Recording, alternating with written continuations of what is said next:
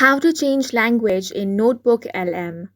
Hi guys, welcome to our channel. Let's begin. In this video, I will guide you on how you can change language in NotebookLM. First of all, you want to launch open any web browser and head over to NotebookLM's official website.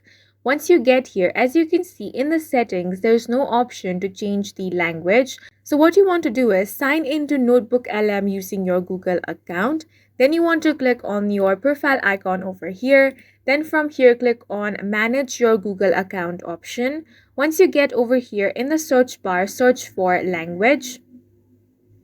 Now, in the preferred language option, you have this pencil icon. Go ahead and click on this. Now, you want to enter your preferred language over here.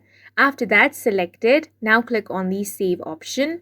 Once you do that, you simply want to head back over to NotebookLM's website. Now, you want to refresh this page. After refreshing, as you can see, the language in NotebookLM has been successfully changed. And that's it for this video. If you found it helpful, please make sure to hit the like button and subscribe for more videos like this.